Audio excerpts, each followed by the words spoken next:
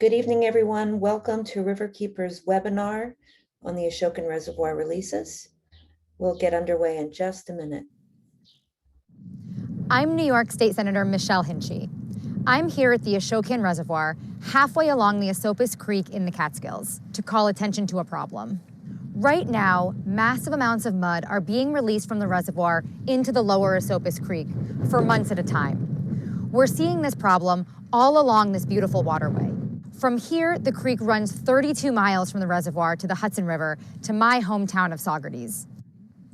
This is what it looks like for 32 miles. Managing turbidity is a complex challenge, one that will become even more challenging with climate change. The way it's working is not working, but there are solutions. We want New York City to stop treating the creek this way. We want a hard look at solutions. The residents, the wildlife, and the communities shouldn't have to bear this burden. They are taking a stand, community by community, by passing local resolutions, and we've made it easy. Visit riverkeeper.org/stopthemud.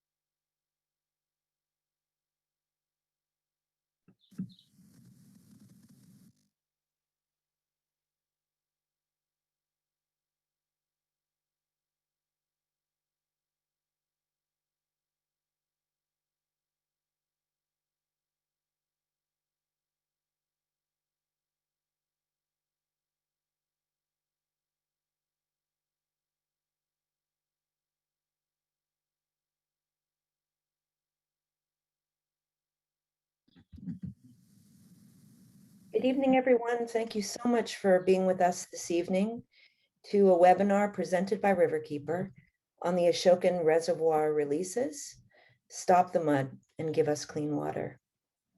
Next slide. So Riverkeeper's mission is to protect and restore the Hudson River from source to sea and safeguards drinking water supplies through advocacy rooted in community partnerships, science, and law. Next slide. My name is Rebecca Martin. I'm the new Director of Community Partnerships of the Community Partnership Program at Riverkeeper, and my contact info is in this slide. The Community Partnerships Program at Riverkeeper is a new program that supports communities seeking to envision and enact positive change in their relationships with the Hudson River, watershed communities, its tributaries, and drinking water supplies. We'd also like to thank our community partners for their support this evening for our webinar, and that includes Catskill Mountain Keeper, the Esopus Creek Conservancy, townofulstercitizens.org, the Kingston Land Trust, Saugerties Democratic Committee, and shout out Saugerties. Next slide.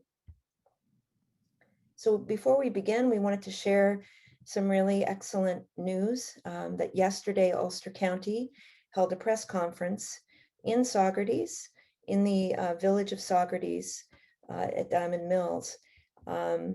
It was hosted by County Executive Pat Ryan, where he delivered a very strong message alongside the Ulster County Chamber of Commerce, the City of Kingston Mayor Steve Noble, the Saugerties Town and Saugerties Village Mayor and Supervisor, Fred Costello and Bill Murphy, Hudson 7 member Shannon Harris, and local businesses like iPaddle, and lots of community partners to send a message to the DEC and the DEP, and to help raise awareness of this once in a generation public comment period that we're in now on the draft environmental impact statement on the Catalum permit and the releases. And that's what we're going to be discussing this evening. Next slide. I'm pleased to introduce our panelists tonight. We have 4 wonderful panelists, 2 of which are colleagues. Amanda LaValle from the Ulster County Director of Department of the Environment. Fred Costello, the Town of Saugerties Supervisor. Bill Wegner, Riverkeeper's Staff Scientist. And Victoria Learn, Riverkeeper's Associate Staff Attorney. And following the presentation, there'll be a question and answer session to answer any of your questions. Next slide. So first up, I'd like to introduce Amanda LaValle, the Director of the Department of the Environment of Ulster County. Her contact information is here. Amanda has served as the head of the Ulster County Department of the Environment since its creation in 2008. The department works on environmental and sustainability initiatives throughout county government and in the community. She received her BS from Cornell University as a biology and society major, and has an MA from SUNY Empire, focused on environmental sociology and the use of the watershed approach in environmental planning. Amanda is a lifelong resident of Ulster County and of the Lower Esopus Creek watershed. Amanda, you're on mute. Good evening, everybody, and thank you so much for this opportunity to join this important webinar. My job here is to condense decades and actually over a century of, excuse me, as I have a fire truck going by behind me, decades and really a century of history about how we got to this point where we're seeing these types of releases from the Lower Esopus Creek. Ahead, please. The first thing to notice is that here we are in Ulster County, and we didn't always have the Ashokan Reservoir. However, the Catskill Mountains and our water resources are things that have been part of this landscape history since really the Ice Age and perhaps before then. In Ulster County, we have the Catskills, forests, lots of rain, and when New York City was looking to expand and needed additional sources for their water supply, they quickly were able to determine that the Catskills provided a source for them. And the Ashokan Reservoir, the Olive Bridge Dam, is built on the site of Bishop's Falls to the left. And in the center photo here, you can actually see what looks like a mountain or a backdrop is the dam. And just over 100 years ago, the Esopus Creek was bisected by the Ashokan Reservoir and the dam, creating what we now call the Upper and the Lower Esopus Creek. In the history, geologic history, this is only a very short blip in the timeline, that we have what we refer to as 2 separate creeks. However, really it was and functioned as one river system for millennia. Next, please. So this is the map of today, where we can see the Upper Esopus Creek watershed, and those are the lands that drain to the Ashokan Reservoir, as well as the Lower Esopus Creek watershed. And things of note in this picture, in this map to call to people's attention, is that the Lower Esopus Creek is the segment of creek starting downstream of the Olive Bridge Dam that flows through the towns of Olive, Marbletown, Hurley, borders the city of Kingston, town of Ulster, and the town and village of Saugerties. The Lower Esopus Creek also receives water from the Platikill and the Sawkill subwatersheds. Next slide. Well, In the big picture, again, turbidity was a known engineering consideration or even problem at the design of at the time of the design of the Ashokan Reservoir, to the point where there was substantial consideration of how to manage turbidity, even during 100+ years ago, during the design and construction. And the reservoir was designed with two basins: the west, which receives the incoming water from the Upper Esopus Creek, which acts as a settling basin, and the east basin, which is primarily the source of drinking water for the city of New York. Subsequently to this, it's become a regulatory problem for the city as well, but there'll be more about this in the latter half of the webinar. Next, please. Okay, so back to our map of the Esopus Creek. Next, two and with the arrow, thank you. So the first thing to note is that there are two primary ways in which water, besides being used for drinking water and going down the Catskill Aqueduct, leaves the Ashokan Reservoir. And the first is the spillway. And the spillway does what it says, which is when the reservoir is full, over 100% capacity, that excess water spills over this constructed bit of channel into a natural channel, and then eventually meets up with the Lower Esopus Creek. And then next arrow, just one. The other way is a constructed channel, which originally called the waste channel, but we now refer to it as the release channel. And this channel is controlled release that goes through the release works at the reservoir.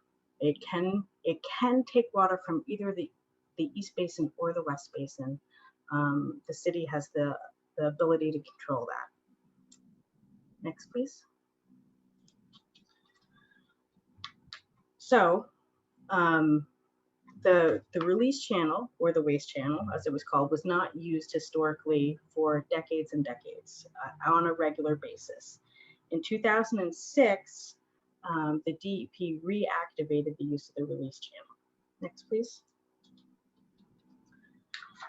The reactivation of the waste channel was related to a emergency with the Gilboa Dam and some emergency repairs and improvements that were needed to be made to the Gilboa Dam to ensure the safety and the soundness of the dam.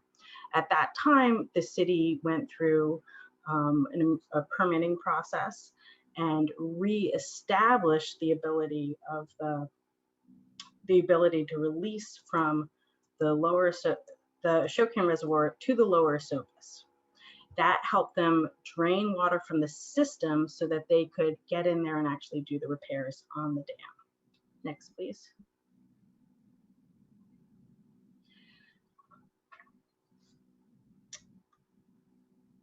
Within a couple of years, and there's many regulatory kind of drivers and other reports and studies that were being done all around this period of time, turbid releases started.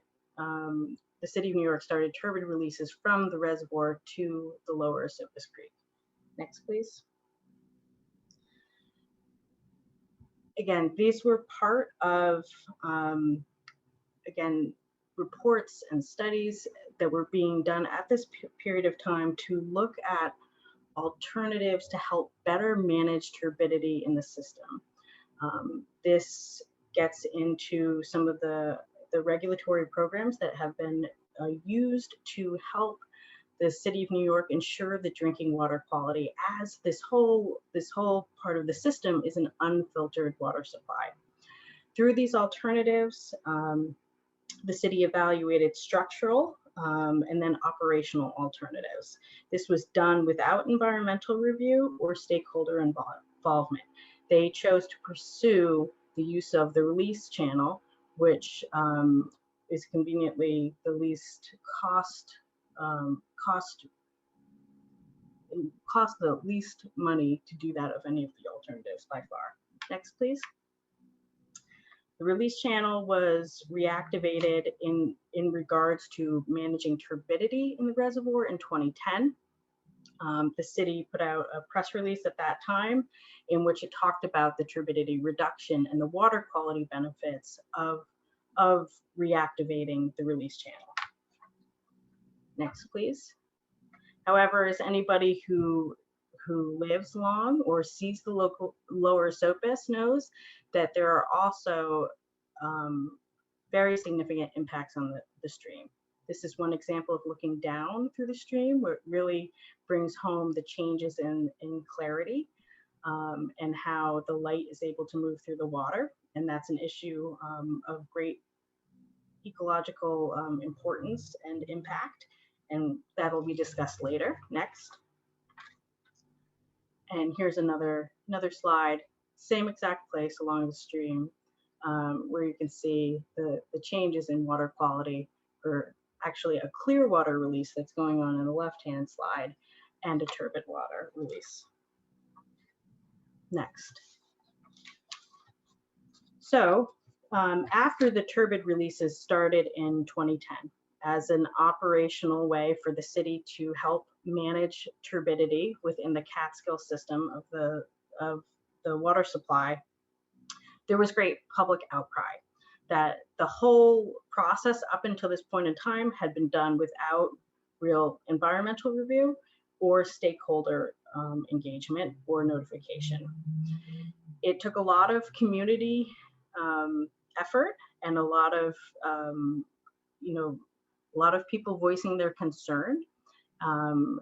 And by 2013, the DEC, the state of New York, Department of Environmental Conservation, issued an order on consent. And that was a legal action that stopped the practice as it was at that point in time and established an interim release protocol, which is the guiding rules on releases. And it also required the city of New York to start with an environmental impact statement process. Next slide, please.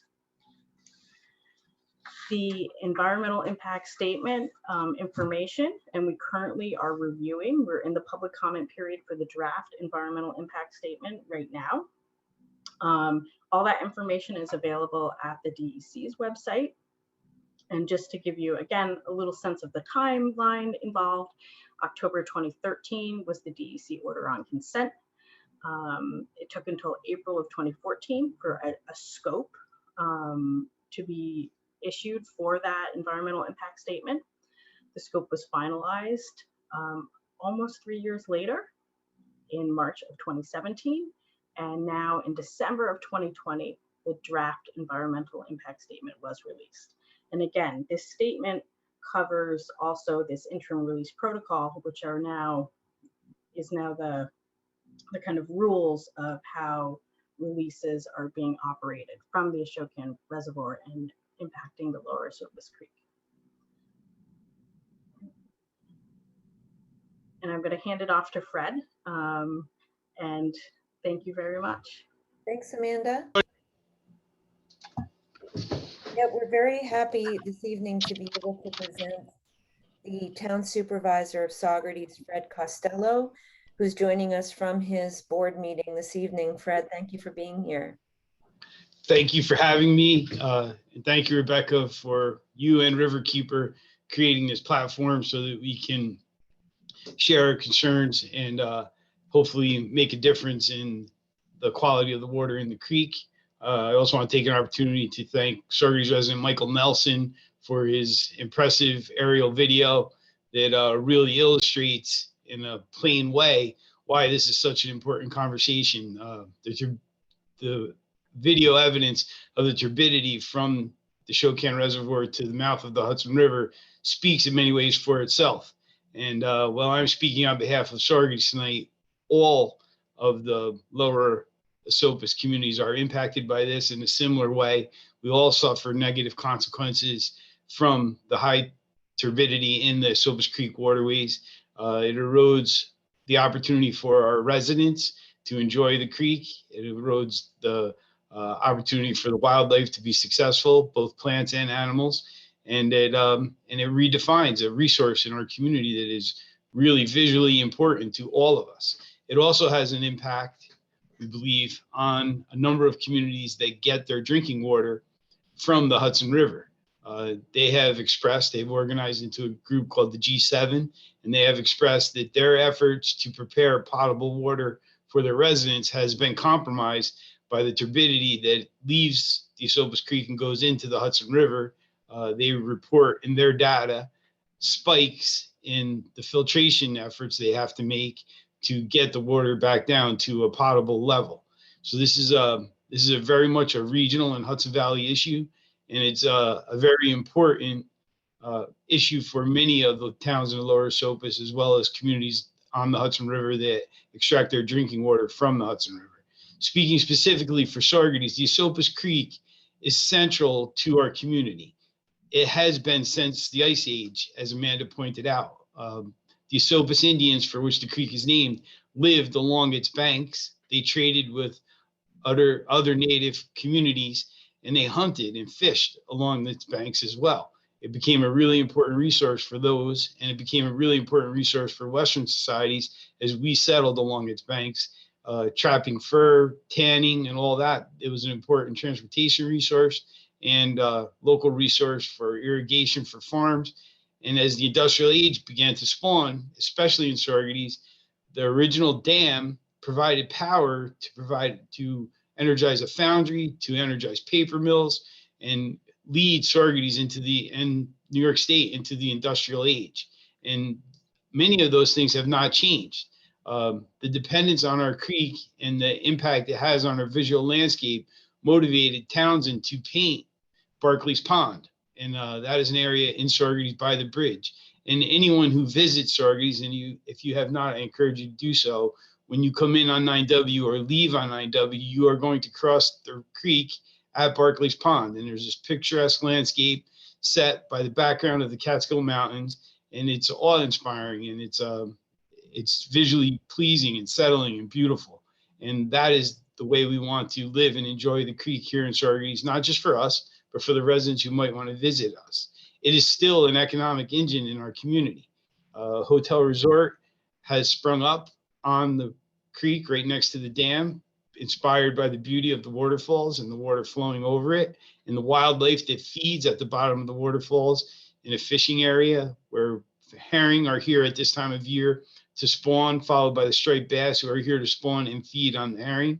There's a lot of bass fisheries along the Esopus Creek, especially in the part below the dam as it gets to the Hudson River, and the historic lighthouse that's been restored by the community sits on the end of the Esopus Creek where it meets the Hudson River. And that landscape has been painted and photographed time and time again because of its natural beauty and because of what it represents. And the history here is rich in detail. It was a port for steamships. There's still structures. There were warehouses for those steamships, and those have migrated into marinas where people go and they use their boat and they bring their families and loved ones there to enjoy the Esopus Creek and the Hudson River. And those experiences are compromised by muddy water. Above the dam in Saugerties, there's Barclay's Pond, which is a destination for fishermen all over the Northeast as well. It is one of the first spots where ice fishing is possible. It has a calm stillness that's picturesque, and people come here for the fishing and the kayaking experience. There's a mile of kayaking experience where you would not even realize that you are so close to populated areas. There's steep banks on both sides of the creek that make like a canyon experience, and there's abundance of wildlife, including fish, eagles, ducks, anything you might imagine to expect to see, snapping turtles, and all the rest. And those habitats, we fear, are being compromised for this.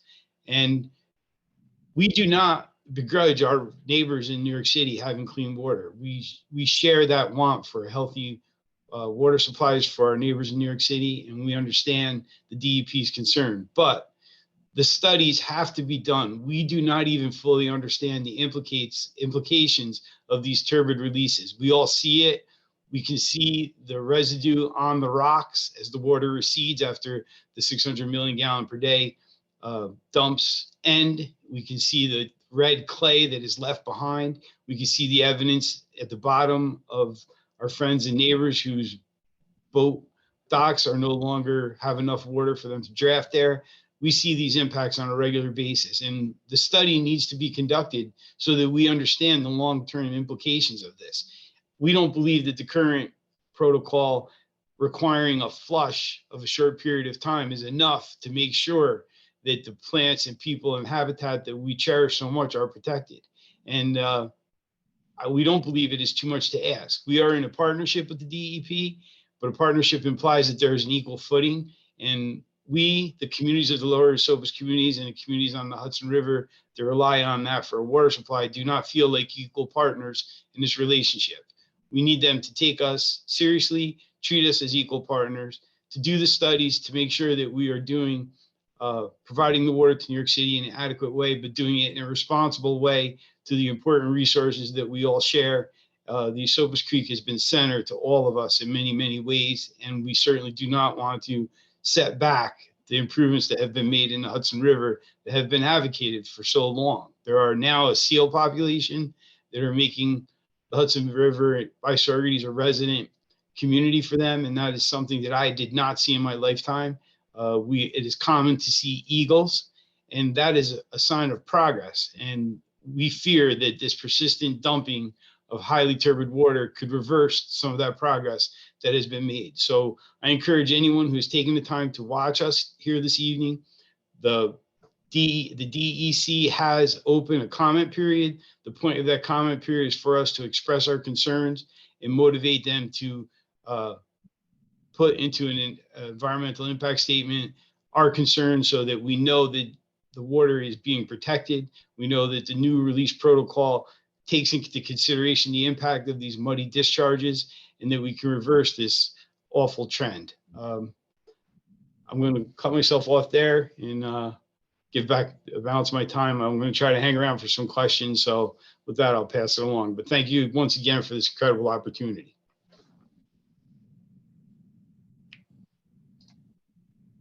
Thank you, Supervisor Costello. It's a pleasure to have you. Next, I'm going to introduce two of my colleagues who will be speaking to you. The first is Bill Wegner, the staff scientist of Riverkeeper. His contact information is in the slide. Bill joined Riverkeeper in 1999 to help monitor sprawl in the 2,000 square mile watershed that serves as New York City's drinking water supply. His primary responsibilities at Riverkeeper is to oversee the city's development of sound water quality monitoring models, develop standards for tributary health, review environmental impact statements, participate in the planning process before town and county government, on individual projects, and provide technical support to grassroots anti-sprawl groups within the New York City watershed. He attended SUNY College of Environmental Science and Forestry in Syracuse and received his MA in biology from SUNY at New Paltz. Next slide. They're going to tag team tonight Victoria Learn, who's the Associate Staff Attorney at Riverkeeper. Her contact information is also in the slide. Victoria joined Riverkeeper as an Associate Staff Attorney in June of 2019 after completing a fellowship at Penn Future, an environmental advocacy organization focused on Pennsylvania. She is a graduate of the University of Michigan Law School and the University of Pittsburgh. She also served as an AmeriCorps Vista at Legal Assistance of Western New York in Rochester, New York. Welcome, Bill and Victoria.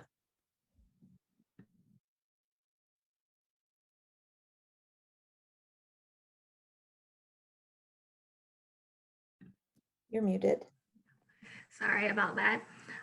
Thank you so much, everyone, for joining us. I'm going to run through the beginning of this fairly quickly because Amanda's already covered something. So what is happening? New York City is dumping billions of gallons of muddy water into the Lower Esopus. And as Amanda said, the Ashokan Reservoir on the Esopus Creek is one of the most important parts of New York City's unfiltered drinking water system. This is the second largest reservoir in the entire system, with about 40% of the water passing through the Ashokan. And this serves about 9.5 million people, both in the Hudson Valley and in New York City. Now, erosion from severe storms, which will become more common as climate changes, causes excessive turbidity in the reservoir. As Amanda explained, turbidity was an issue that the engineers that designed the reservoir knew about, which is why there are two basins, a west basin to settle out those suspended particles, the east basin to hold the clear water. New York City manages this turbidity challenge using their interim release protocol, which allows them to dump high volumes of muddy water from the reservoir into the Lower Esopus, which flows 32 miles to the Hudson River. These releases have had such a negative impact on the Lower Esopus Creek that it has caused the Lower Esopus to be placed on New York State's list of impaired waters for excessive silt and sediment. Next slide, please. Turbidity and the New York City FAD. So the New York City drinking water system, as I mentioned, is unfiltered. It has this filtration avoidance determination, which allows the city to avoid the cost of building a filtration plant. The alternative to this would be a $10 billion filtration plant and up to $300 million in annual operation and management fees, which would costs that would be placed upon the ratepayers, the users of the water system. This is why it's imperative to New York City and the users of the system that they're able to maintain their drinking water quality standards so that they're able to keep this filtration avoidance determination and avoid these costs. To maintain those drinking water quality standards, turbidity in the Catskill system has to be removed to maintain these health standards. And there's a number of corrective measures that we'll be talking about more in depth later. These include applying alum, which is a chemical, to the Catskill aqueduct to settle out the sediment, blending clear water from the Delaware system with the more turbid water in the Catskill system. So that dilutes it, sending excess water down, which is the solution that has been chosen by New York City, or capturing turbid stormwater runoff in a void in the Ashokan West Basin. Okay, next slide, please.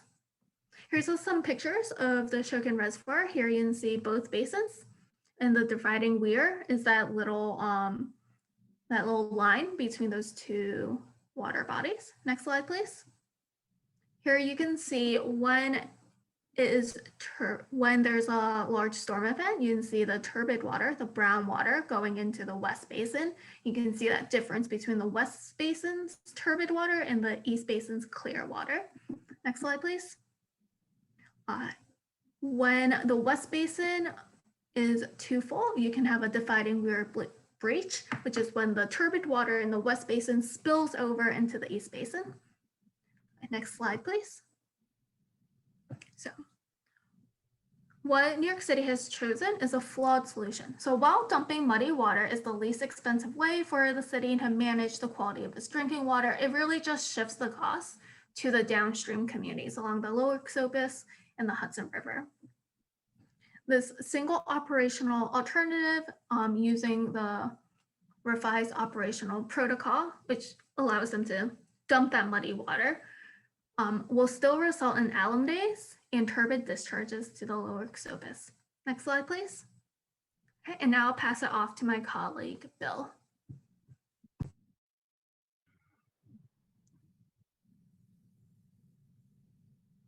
Okay, thank you, Victoria. I'm just going to go through some of the impacts of turbidity and some of the structural alternatives that are at least briefly addressed in the draft environmental impact statement. For impacts, we're looking at environmental impacts like fish and benthic organisms that live on the stream beds, the sediment and silt that can deposit not only smothers the stream bed organisms, but also can irritate the gills of fish and also make it difficult for them to find their food. The sight feeders have difficulty seeing through very cloudy water, obviously, as anyone would. And that impacts the whole aquatic habitat, the whole system with the biochemical processes with gas exchanges and nitrogen spiraling and cycling. It can't happen when all the plants are completely covered with silt and not able to photosynthesize. So water quality in turbidity can mask the actual particles can mask the presence of certain pathogens, waterborne pathogens like Giardia and Cryptosporidium, and some of those are resistant to chlorine disinfection. There's also the issue of aesthetics. Nobody wants to look at a muddy stream really doesn't conjure up an image of a pristine mountain stream. So basically, we all know people don't like looking at filthy water. Socioeconomic, recreation, fishing obviously is going to be impaired. It's also can be dangerous for people fishing in the water, walking on rocks and not being able to see where your feet go. When you take your steps, you could fall in or twist your ankle. Kayaking, boating, it's not conducive. And swimming especially can be dangerous also for the same reason that fishing can be.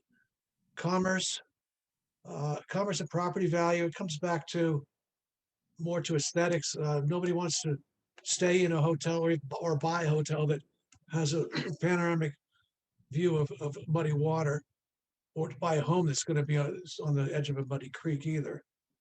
And then there's management of drinking water supplies. I think we have another slide on that coming up. We'll go into that in more detail. Can I have next slide, please? I believe this is the confluence of the Esopus and the Sawkill, where the release from the Ashokan Reservoir has a very distinct visible contrast between the water in the Sawkill and where it's coming downstream and contaminating that. Next slide. And when it reaches the Hudson, you get another substantial contrast there at the lighthouse where that plume is entering into the Hudson, and it'll go upriver when you have a flood tide, and then downriver when the tide is ebbing. Next slide. So there are 7 communities along the Hudson that get their drinking water from the Hudson, and the Esopus Creek contributes a lot of water to the Hudson, obviously, and 100,000 people are served along 25 miles stretch of the confluence of the Esopus Creek and the Hudson. We have these designated as health designated watershed areas identified as in source water assessments for the intakes for the drinking water supplies. The DEIS doesn't really address anything about the Hudson River drinking water supplies or propose any mitigations to reduce the turbidity for those supplies either. That's an issue that was just not addressed at all in the EIS. Next slide. We also have an issue of climate change.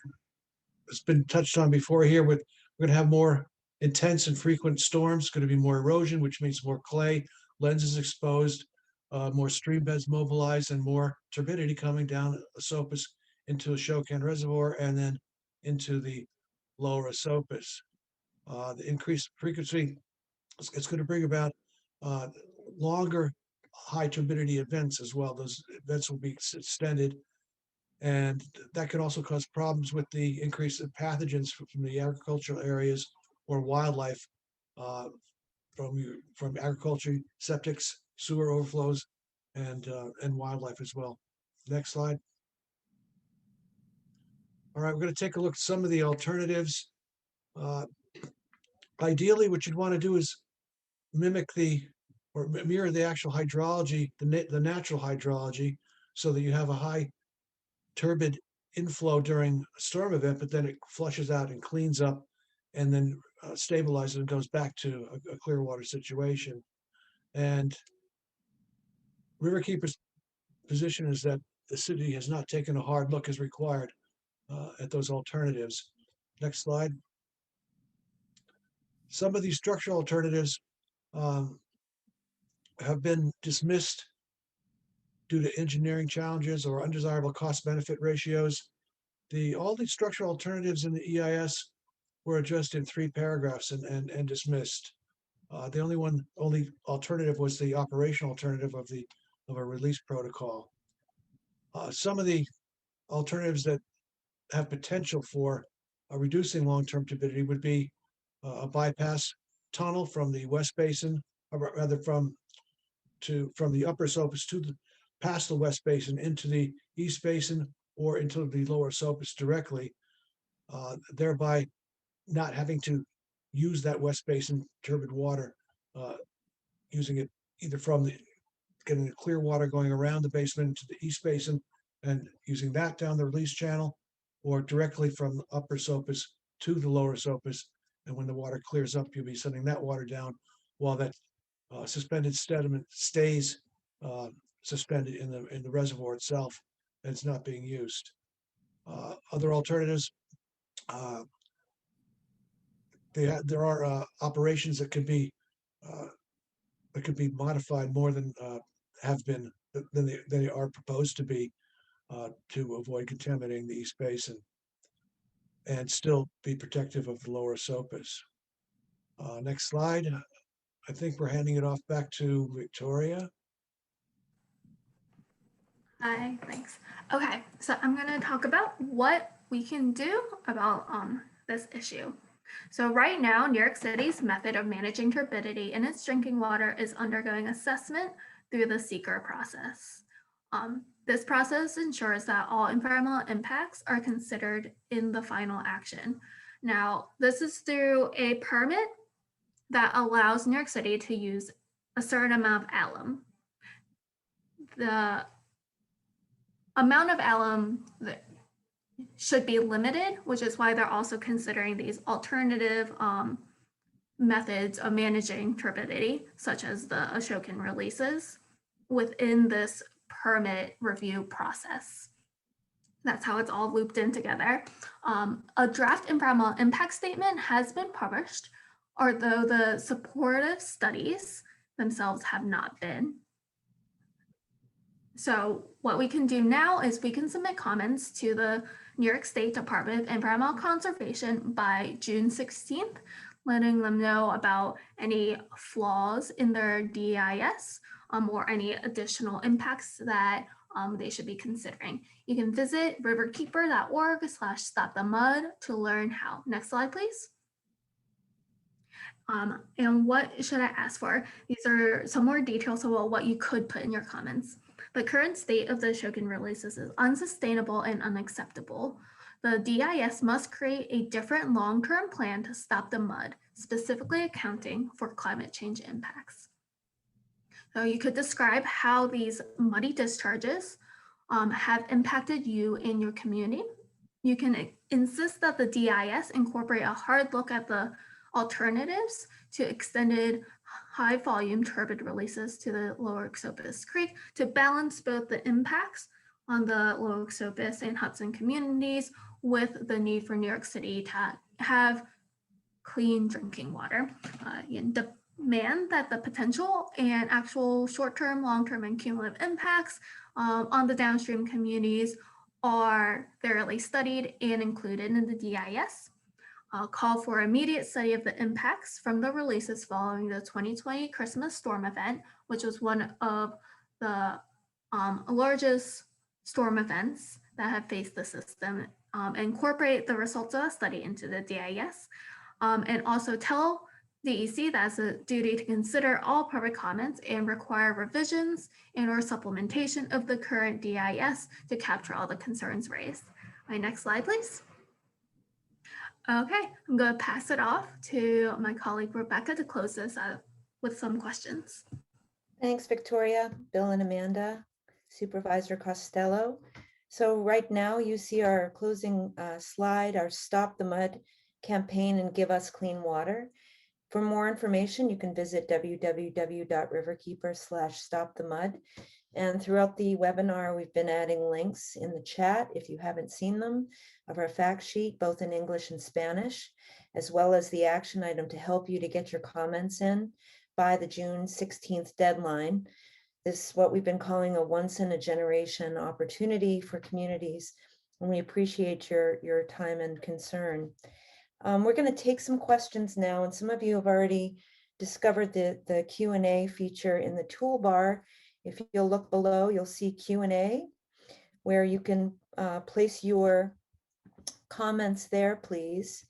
And I'll be reading them one by one for the panelists to respond, and we'll get through as many as we can.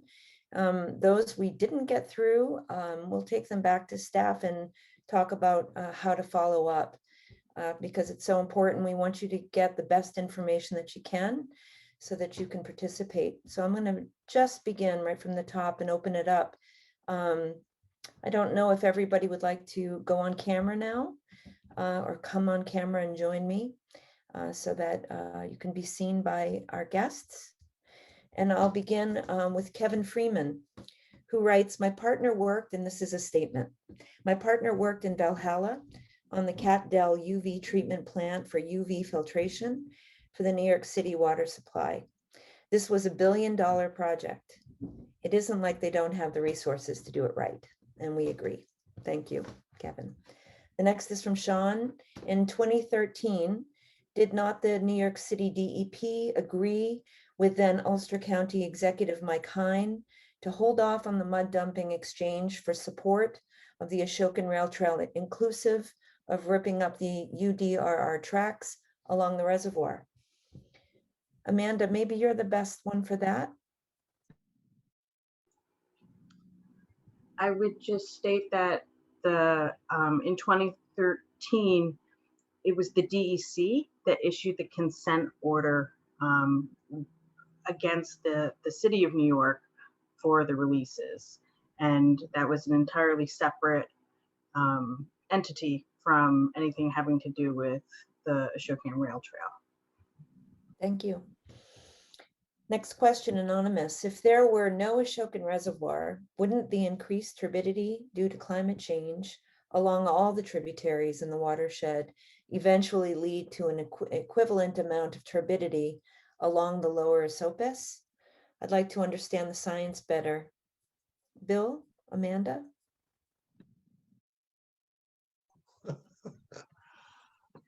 Well, the short answer is yes. It would be the equivalent amount of turbidity, but it wouldn't be protracted. It'd be high concentration turbidity during the storm event, and then the stream beds would stabilize, and then the water would clear up. You'd have a very intense pulse of turbidity coming down for a short period of time, days or maybe a week or so, and then it would clear up. Whereas with the reservoir, you have this big puddle where the solids stay suspended there for months, and that's the water that's being released down to the Lower Esopus. So it's the same turbidity. It would be there, but it just would be in the concentrated pulses instead of much less concentrated over a very, very long period of time. And it would still look like mud. It would still look the same, because once you hit a certain concentration, it's going to look the same no matter how high you go above that. So I hope that clears it up a little bit. You have anything to add to that, I would Amanda? just add, and I would just add, the one way I've heard it explained that helped me was that in contrast to what Bill just said, which is like a natural kind of stream response to a storm event, how they're operating the reservoir decouples the sediment from the water. So then by this protracted release of turbid water, it's no longer kind of a natural scenario.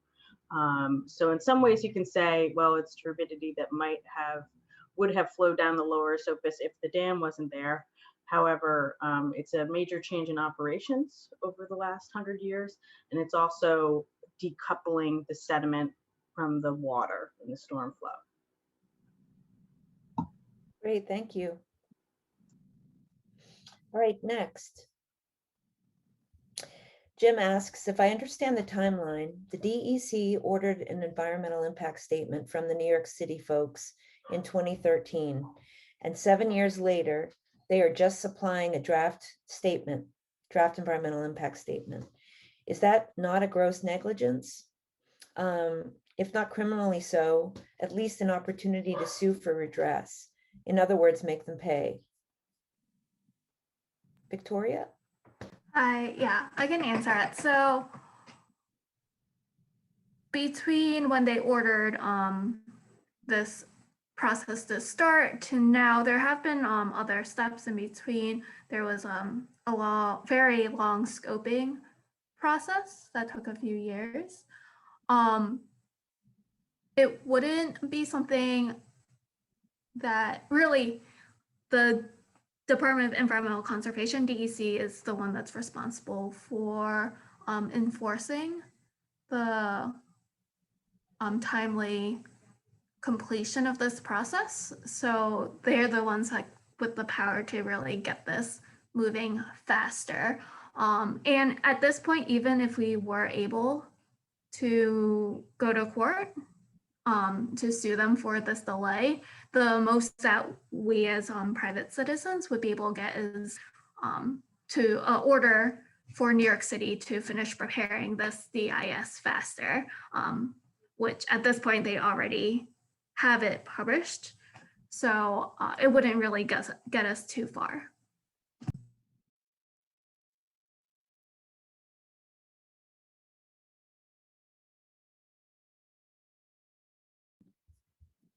Great, thank you. Can you hear me? Okay, great. All right, Joshua asks if this presentation will be available on the Riverkeeper website, and the answer is yes. This is being filmed and will be shared widely, and with your help too. Thank you. Ted asks, what is the current response from the DEP on this issue? Maybe Amanda, Victoria, Bill?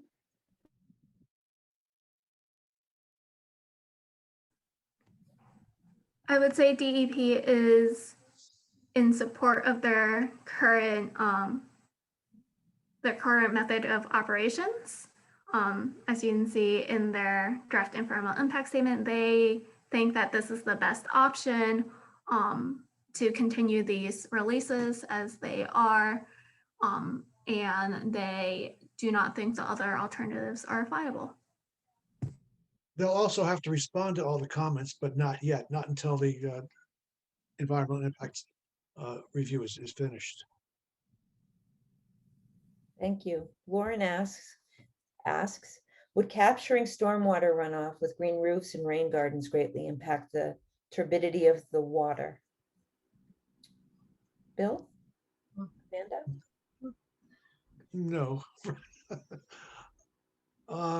This isn't an issue of urban sprawl. You have a lot of impervious surfaces that you need to collect rainwater from. It's mountain streams with steep topography and a clay geology that really lends itself to becoming turbid when you have increased storm flows. The velocity and volume of water going down those streams with clay banks and clay stream beds, it's going to mobilize that clay, and it's going to while the things like green roofs and rain gardens are good in urban settings or suburban settings. Up in the mountains, it's just not a dense enough population that it would really make any difference up there. Great.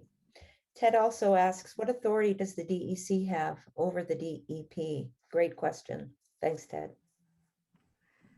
So here, DEC, New York State, has delegated authority to issue permits under the Clean Water Act. That's the federal law protecting the waters of the United States. So to use alum, DEP needs to get a permit from DEC. That permit process or that permit, the use of alum is to manage turbidity. So they've also included assessment of the other methods of managing turbidity into this permit review. So the DEC has authority to issue this permit, and that is how they're able to affect DEP's operations of its turbidity management. Right, and also just to add that the DEC is the lead agency of the environmental impact or the environmental review. And that's why we're asking community members to take advantage to send their comments to the DEC, New York State DEC now, to ask in part that the DEP take a hard look at their alternatives. All right, next question is anonymous. It took 7 years to do the DEIS. How long will it take the city to implement a structural solution? What do we do in the meantime?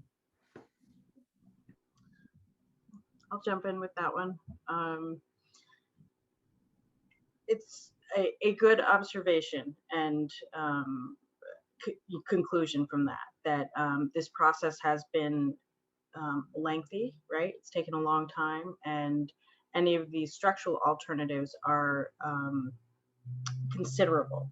I think in the meantime, there needs to be changes to the IRP, which prioritize clean water releases to the lower Esopus system, and that we need to really look at the best kind of science and engineering and kind of modeling to figure out how to not do what we just saw again.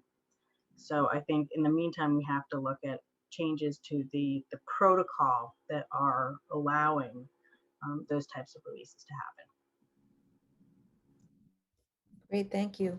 Regis says, in the impacts on these releases, what was not included was the cost to all the communities affected in dollar amounts? Lost tourism, property, businesses. Can we obtain an estimate of this?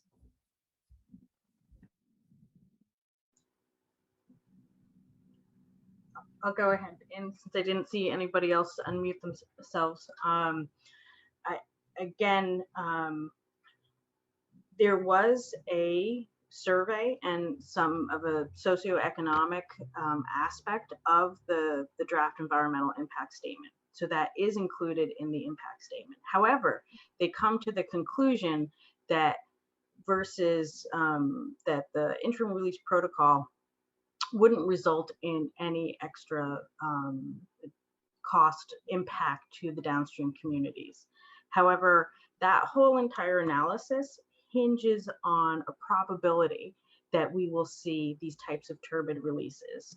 And one example I would highlight is that in the draft environmental impact statement, it says that there's zero likelihood in a given year that we would see a release over 100 NTU, and that we should only see more turbid releases over 60 NTU less than 1 day per year.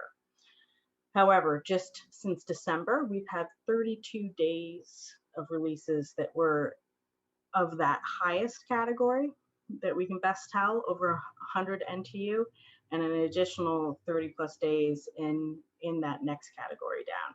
So the assumptions that they're using to guide their impact statement and analysis do not reflect what we are seeing right now with these releases to the lower Esopus. Thank you, Amanda. So Annie asks, does the turbidity contribute to the increasingly high E. coli counts tracked by Riverkeeper that make swimming in the lower Esopus dangerous?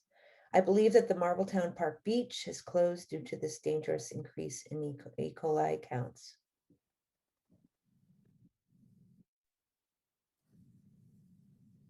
Well, the turbidity occurs with bacterial counts, but it's not directly related to it. It's the, you get runoff when you have storm events. You're getting runoff from failing septic. So you get agricultural runoff that has coliform bacteria, and those high volumes carry those bacteria downstream, and the turbidity itself is just suspended particles, clay particles, so it's not really impacting or affecting the presence or absence of the bacteria. Thanks, Bill. Patrick asks, what about challenging the alum reduction conditions of the Catalum species permit? The system was designed for alum flock at Kensico Reservoir. Doesn't the Lower Esopus deserve a higher level of protection than the Kensico Reservoir? And maybe briefly, you can outline what Catalum species, the acronyms stand for, please, for the audience.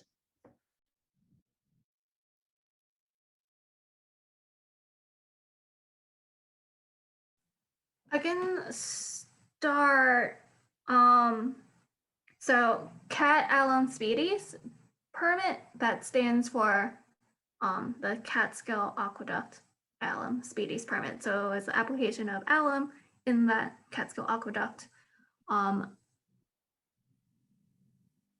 In terms of why we want to limit the use of alum at that point, I believe it's the alum can't hit. The alum by itself can't deal with the entire turbidity problem, and it is a pollutant in itself. So I don't think it's really, it's not one deserves a higher level of protection than the other, but that both need to be balanced, both the Lower Esopus and the users drinking water. I think maybe Amanda or Bill might be able to better answer it because they have that science background. Yeah.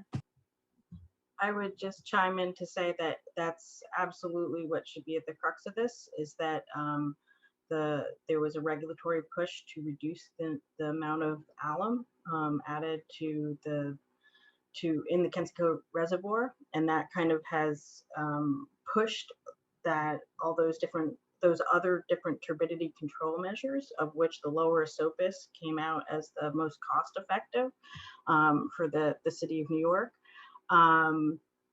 But that absolutely, we didn't know about that it would result in those impacts to the Lower Esopus.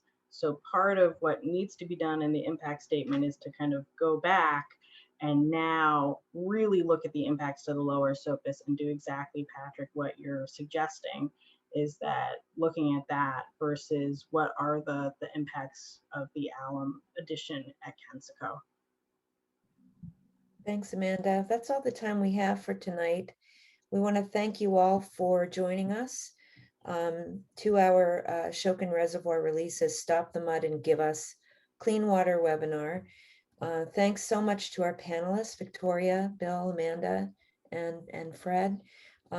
Thank you for sticking around for an extra few minutes this evening. Please visit Riverkeeper's website, riverkeeper.org/stopthemud for all sorts of resources. Please be in touch in any way that we can help support communities to take this important action in the Hudson Valley and New York City. We're here to help. So thanks so much. And thanks to Monica Diedrich for her webinar support this evening as well. And you all have a great evening. Thank you.